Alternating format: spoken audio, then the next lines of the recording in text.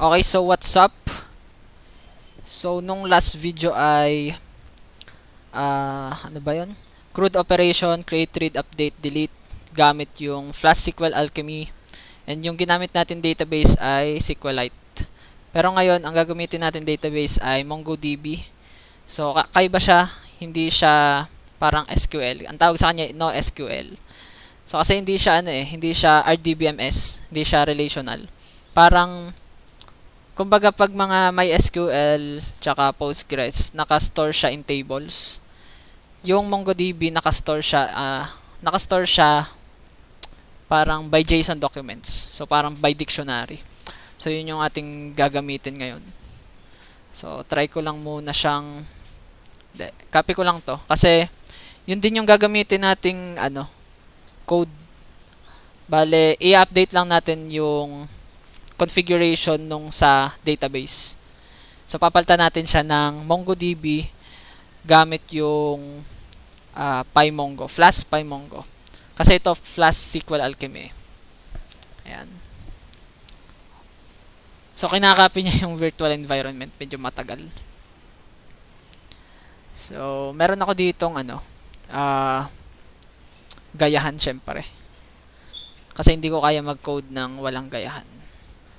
So, documentation tapos sa medium.com crude gamit yung Flask PyMongo.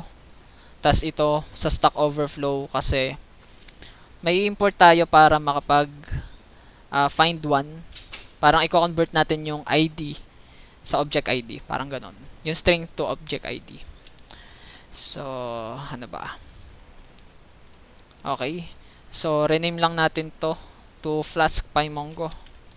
PyMongo. Okay. So, open natin yung VS Code. Try natin yung huli. VS Code. Open folder.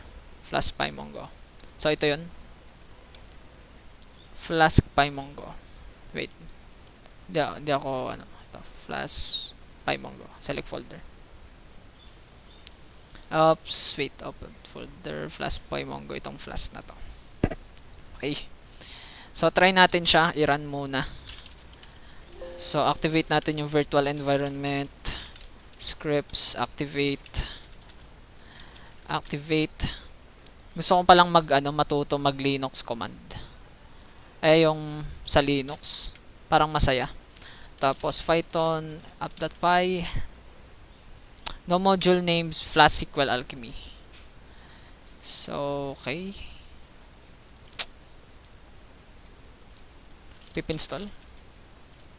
Sige, pip install Flask SQL Alchemy. Pero uninstall din natin siya kasi yes. No. Install. Baka hindi yung Sige, Python app.py din natin. Ayun. Baka hindi ko na pindot yung virtual environment pero sige. Ganito yung ginawa natin ng last. So, create, read. Ito yung laman ng database. Then, update. And delete. Ang gamit niyang database ay itong SQLite 3. So, i-erase natin to. Papalitan natin to ng PyMongo. MongoDB yung ating gagawin. And, sa local host ako ng MongoDB.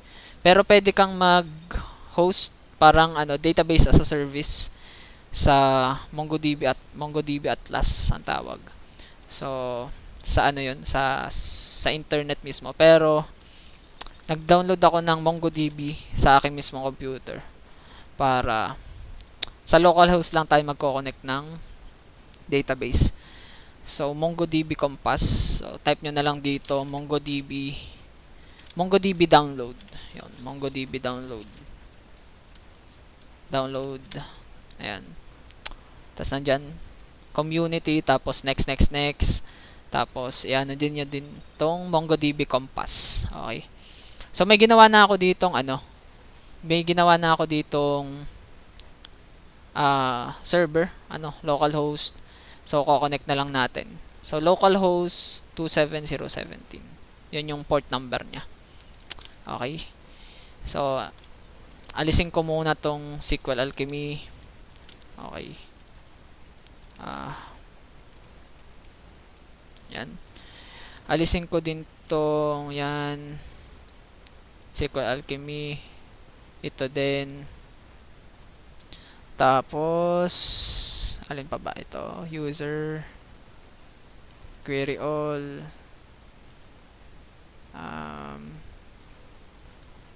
Ito, user.name. Sige, wala na to. Ito din. Hindi. Maya-maya ko pala siya, ayan, no? Para alam ko kung ano ilalagay ko. Pero ito, wala na to. Okay. So, pip install pymongo. Pip install flask pymongo. Ayan. Pip install flask pymongo. So, already satisfied. Okay, meron na. And, rmdb.sqlite3. So, delete na natin to. Ano pa? Okay. So, tingnan natin. Pip install. Kailangan natin ng ano? Ito. Appconfig. MongoDB. Tsaka, ayan. Copy nyo na lang sa documentation. So, app.config mongo.uri is equals to mongodb localhost kung anong host mo. And then, port number and kung ano yung database mo. So, create muna tayo dito ng database. Create database. CRUD. Collection name ay database name. Collection name. Test data. Test data. And then, create database. Ayan. So, ito. Meron tayo ditong test data na pangalan. So, Mongo is equals to pymongo app. So, parang initialize lang natin yung ating amoy sunog. Parang may nagsisilabata. So, from flask pymongo import pymongo. Kung di ako nagkakamali. Flask, ayun, pymongo. Then, initialize natin yung pymongo class para magamit natin yung mga ito yung mismong connection natin. Ano? Kung di ako nagkakamali. Yun. Magagamit natin dito. Ito yung magagamit natin para makapag CRUD operation tayo sa MongoDB. Okay. Next ay mongodb.users.find.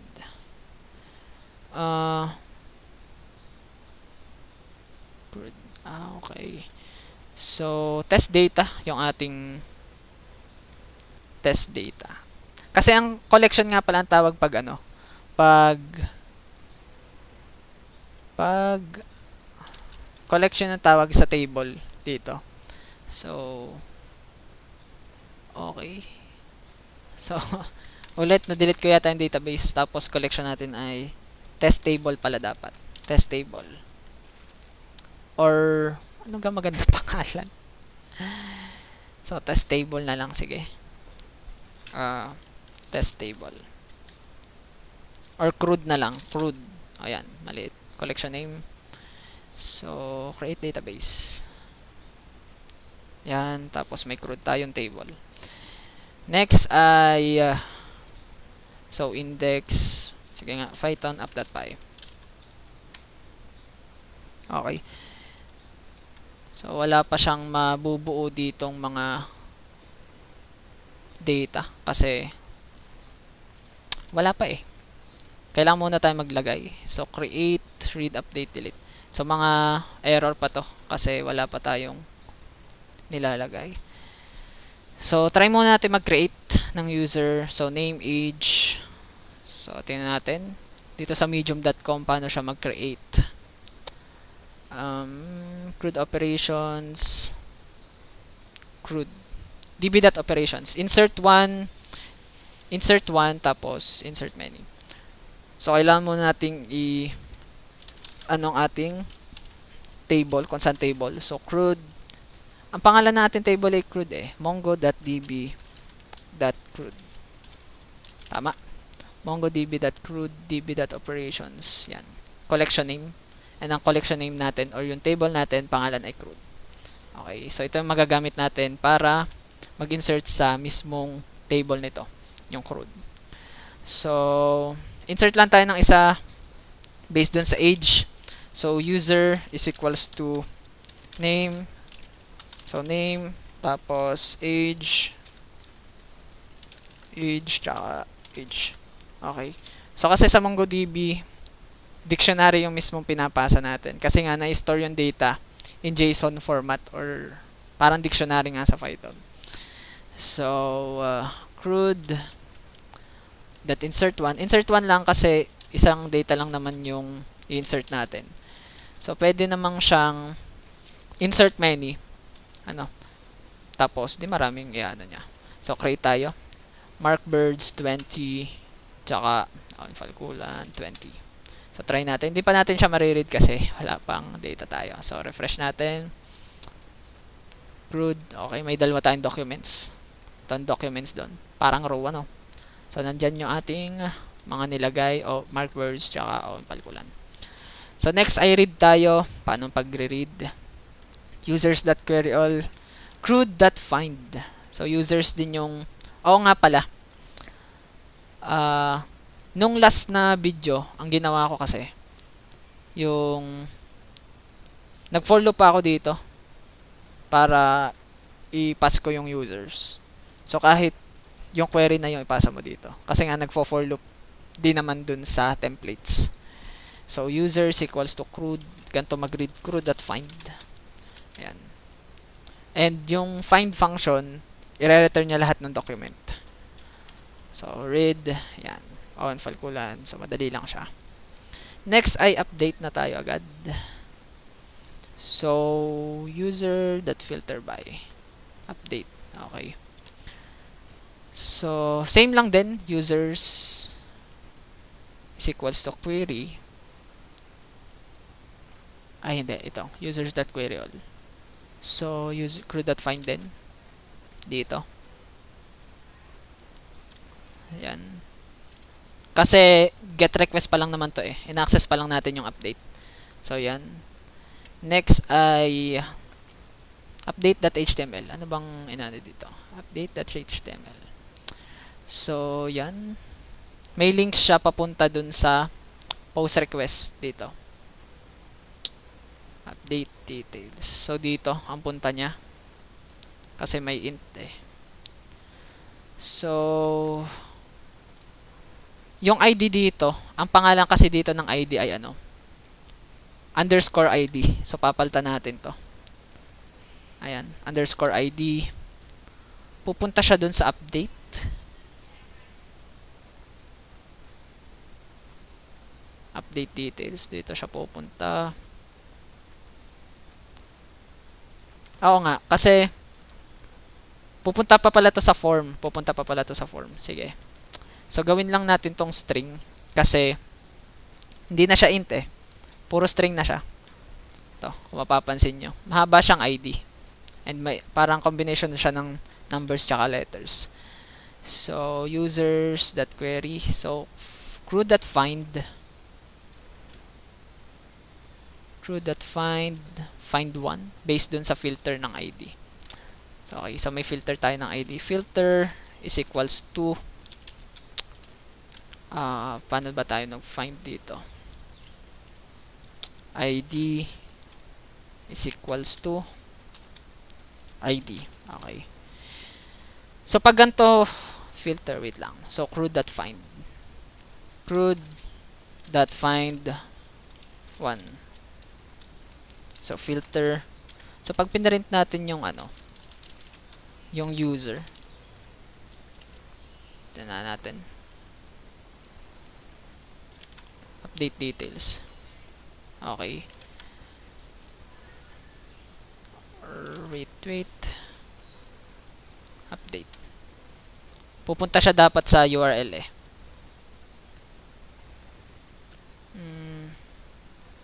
Users.find. Tingnan ko nga. Dapat meron tong update. So, wala siyang ay, okay. Update form. Update. ID. Wait.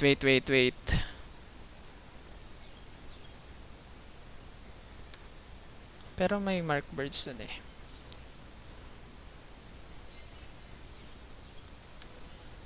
Okay, this is the wait. Crew.id. Nasaan na ba ako? Ito 'di ba? So print users. Tingnan ko nga. So pag ay nako. So ito yung tinatawag kong ano on the spot. So may cursor tayo dito. Try ko nga siyang mag for I in users tapos I. Tingnan natin kung i-print niya. Okay, so wala siya. Yun yung ID niya eh. So ipapasa ko yung users mismo tapos yung ID niya. Pero bakit walang lumalabas dito ang update tsaka yung mismong ID niya?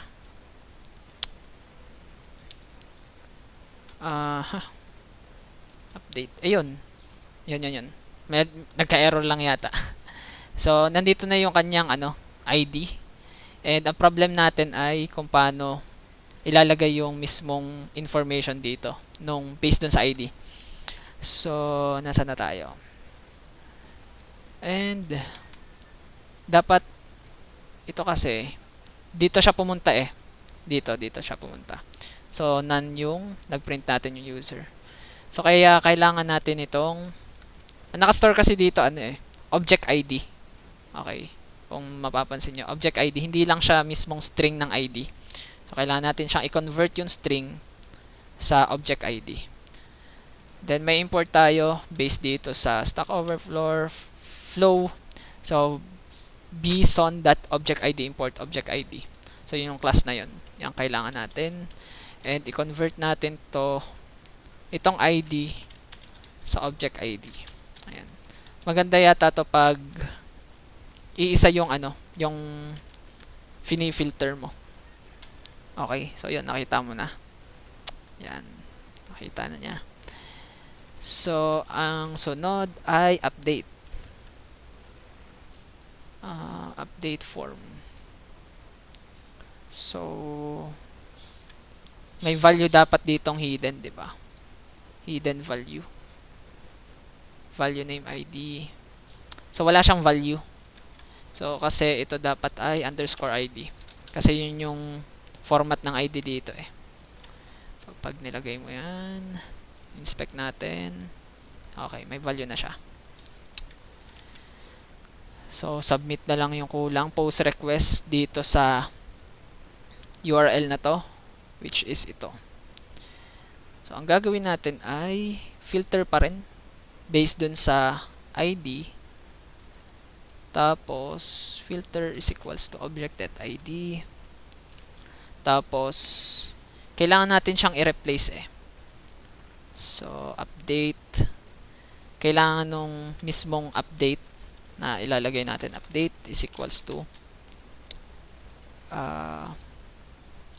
name. Kung ano yung name na nilagay nilang bago. Tsaka age. Tapos kung anong age nila.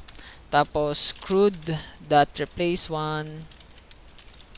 Update 1 or replace 1? Update 1 pala, sorry. So, update 1. Update 1. Tapos, ipasa mo yung filter tsaka yung update niya.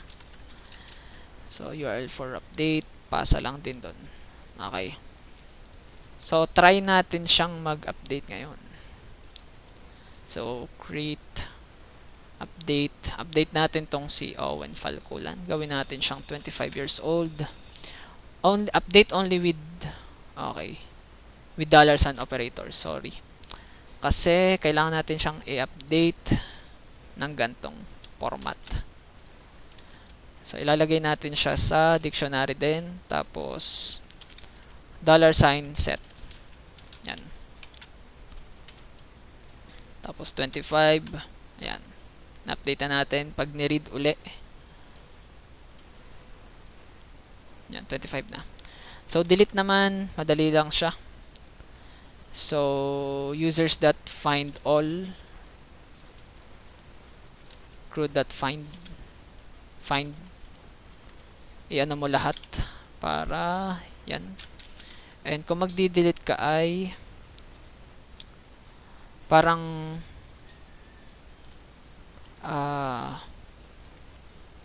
crude.delete based dun sa filter. So tingnan natin. Okay, so may filter pa rin tayo. Kunin natin yung filter dito. Filter.objectID. And then di-delete natin siya. Delete 1 kasi isa lang, kahit isa lang naman. Tapos filter. Okay. So try natin. So create test age 50. So read natin, dapat siya nandito. Test. Then update natin yung test. Gawin nating 35 years old. Okay, na-update na natin. So 35 and then delete natin yung test. So the requested URL was found on server. Okay, so may mali tayong ginawa. Ito yata, int. Tapos sa delete. Okay, so dapat ito ay pa-URL nandito. Okay. Sorry. Delete. So test, delete. Okay. Yun na yun. And delete uli natin to kung gusto natin. Yun. So yun. Crude PyMongo pala. Flash PyMongo. So parang ito na magagamit ko. And nga pala, mas maganda siyang gamitin pag mas mabilis daw siya pag sa SQL. Pero ang disadvantage niya ay parang mahina siya pag relational yung type ng information, yung data mo. So SQL for relational talaga. Pero pag NoSQL, napaka-flexible niya. Hindi siya strict sa parang schema ng data.